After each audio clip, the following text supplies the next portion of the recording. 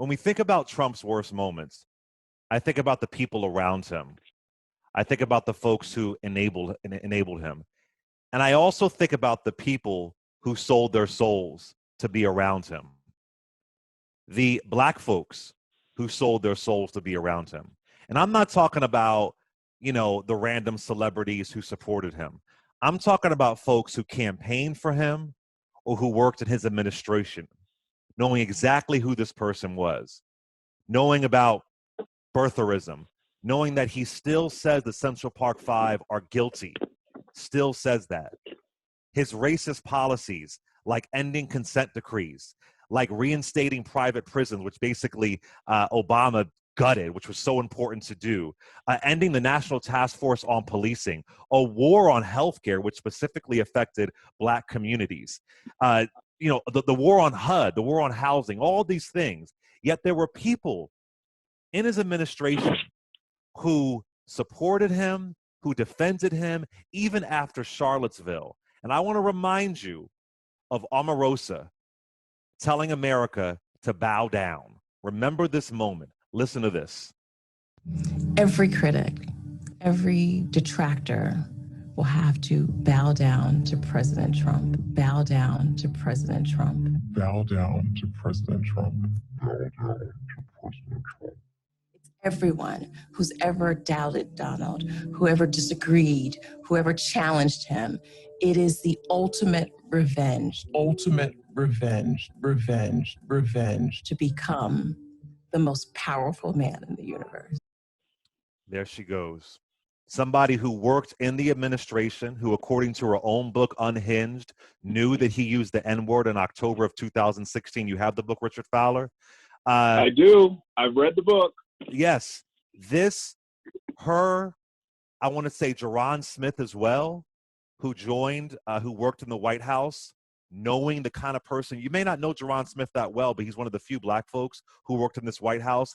It really, towards the end, knew exactly who he was. And once he resigned in November, he went on Joy-Ann Reid's show and couldn't even say that Joe Biden was president-elect, knowing that President Trump was suppressing the votes of black people, was trying to throw away the votes of black people in Philadelphia, in Detroit. Jaron Smith is an HBCU grad, a Howard University grad, yet he decided to defend this president's racism, rooted in voter suppression, one of the oldest tactics, one of the oldest Jim Crow tactics. Let me remind you of Jaron Smith on Joy-Ann Reid back in November. A number of lawsuits that we filed, that the Trump Give me a administration specific filed. one. Name me one. Name me one that has not already been thrown out. I'm not going to get specific. I'm just saying very generally But you're the one who said it. You said, but hold on. You said that you think it should run its course in all the investigations. So you ought to know what investigations you mean and what you are alleging happened. No, I wasn't being specific. I was meaning that generally. There's a number of different lawsuits that the Trump administration's filed. There's a number of How many of those lawsuits have the Trump administration and the Trump campaign won? I mean, honestly, I haven't been following it. I think just generally. But you haven't been following it. Mm-hmm. But you're saying, but hold on. You're saying you can't accept that Joe Biden is the president-elect. You can't name me an investigation you're talking about specifically. I'll just tell you the answer. They've won 1 out of about 25 or 26. That's Jaron Smith, an HBCU grad, a Howard grad. I'm talking about Tim Scott. I'm talking about Ben Carson. Tim Scott making excuses, Senator Tim Scott of South Carolina, for Trump after he told the Proud Boys to stand back and stand by.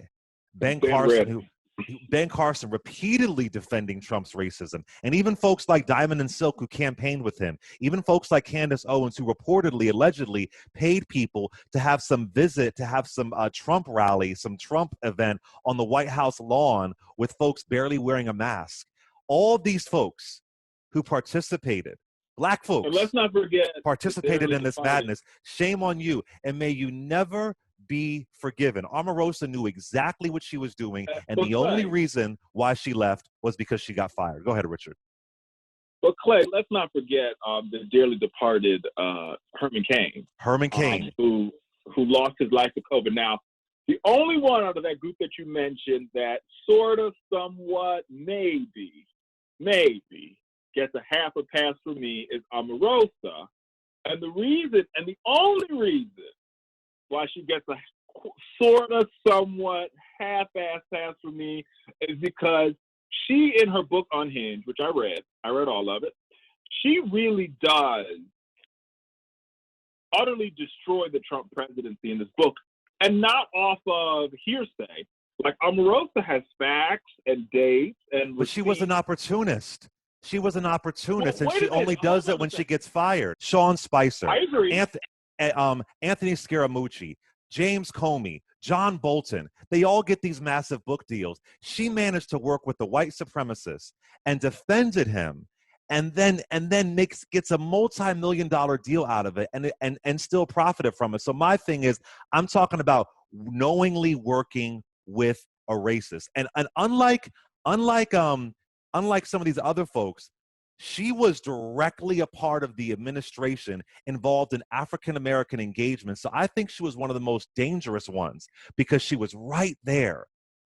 And for me, as far as that should not be forgiven. You interviewed her, right? I did, yes. You she went interviewed ballistic. Omarosa. You interviewed her before or after she came out with the book? After the book, and she said that I was a bitch and had a Jerry curl.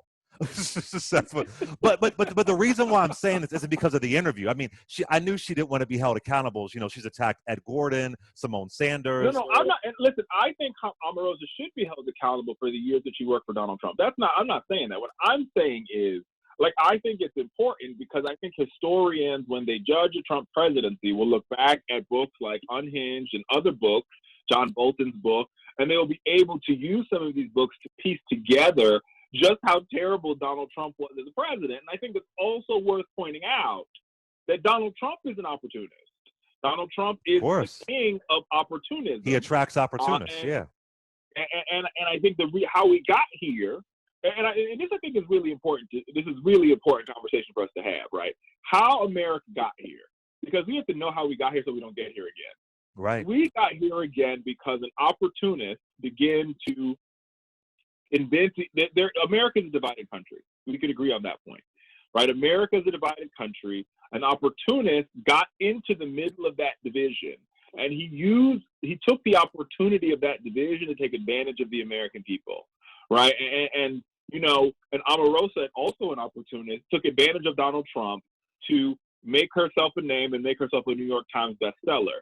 But in her book, she outlines just how Donald Trump became this opportunist, and we should use her book and the book of all of these former Trump people and read their writing and understand how this man thinks. So when another man like him or woman shows up like him at the ballot box, the American people are well aware of what we are looking at.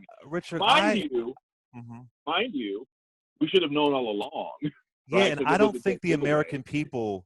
The majority of the American people, that's true, but the majority of American people, someone like this could come along again and they wouldn't be able to spot it. I knew who he was. And even outside of Omarosa's book, you got Michael Cohen's book. You got the book from the best friend of Melania Trump. I mean, the leaks are endless. We all knew who this person was. I think for me, to see people profit, especially black folks, and who selectively call on their blackness, like Daniel Cameron, who the Attorney General of Kentucky, who had the audacity to speak at the Republican National Convention, babbling about his blackness, this is who I am, yet allegedly you fought against getting justice for Breonna Taylor. Look at me. I am black. We are not all the same, sir. I am not in chains. My mind is my own. And you can't tell me how to vote because of the color of my skin. But I think in communities, we have to have a system where we have to think, do we accept this in our community? This is dangerous. These are people who have access to power. So for that, I want to say, I hope that with Trump being out of office, I hope that the cash cow for some of those opportunists is over. I truly hope it's over. I hope so too, but I want to say this because I think we can sit here and we could talk about how terrible Donald Trump was for 4 years, but I think it's also really important for us to uplift the sort of the profiles and courage that we've also seen over these past 4 years. And I'll mention some of their names because I think their names are noteworthy and worthy of mention. When I think of them, I think of people like my really good friend and one of the most prolific journalists of our time, Yamiche Alcindor. Yes. I think of another person, Abby Phillips. I think April of another Ryan. person, April Ryan. Wait, Richard, pause. I'm sorry. April Ryan, who reportedly, allegedly, Omarosa tried to get fired. According to April Ryan, you tried to fire a black woman. May you never be forgiven. Go ahead. But to these individuals who literally had to take it on, they stood up in the face of this bully and this bigot and this monster, and they continue to report the facts in the face of a man who was willing to destroy everything. And when I say destroy everything, I mean that. You know, there's always been some folks in our history who are willing to sell us out for a little more cornmeal and molasses. So I want to say, for the folks who did that, knowing exactly who he was, you weren't blindsided. You knew who he was. I just hope the check was worth it. I hope the money was worth the price of your soul, because you're going to go down in history as somebody who defended anti-blackness, who defended white supremacy, with a president who had horrible policies that really hurt black and brown people. But definitely shout out to the folks who fought against that, who railroaded against that. Because when you know, one of the keys to white supremacy is finding a black person that you can hold up and saying, well, it can't be that bad if they're next to me.